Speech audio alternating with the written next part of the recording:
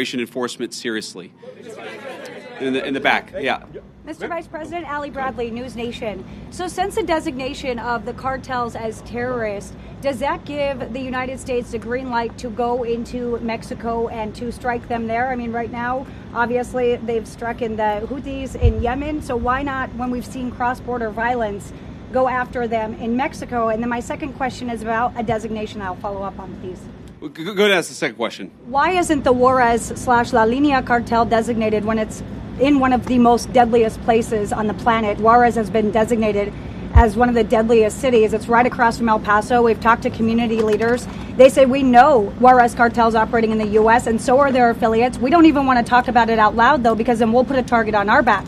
They're scared. Border Patrol even thought they were designated, but they're not. The State Department didn't tell me why. So on that, we're looking at additional organizations. Obviously, this is the determination of whether to determine a particular organization, a terrorist organization, is something that we consult with our leaders of the Department of Defense. We also consult with our friends in other governments.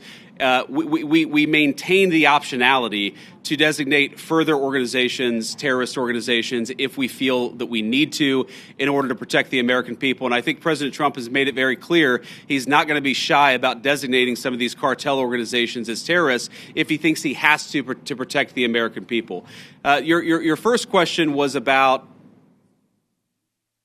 American forces to strike. Oh, sorry. Yeah. So, look, I'm not going to make any announcements about any invasions of Mexico here today.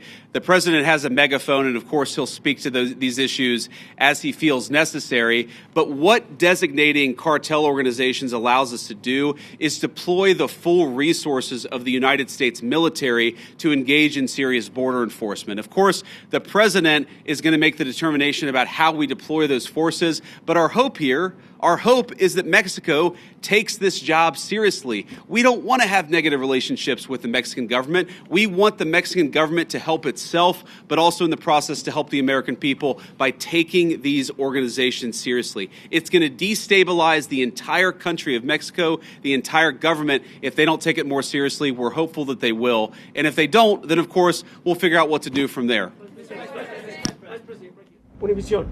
So, you just mentioned something about invasion of Mexico. Is there any talk or any thoughts about actually U.S. military forces going into Mexico? No.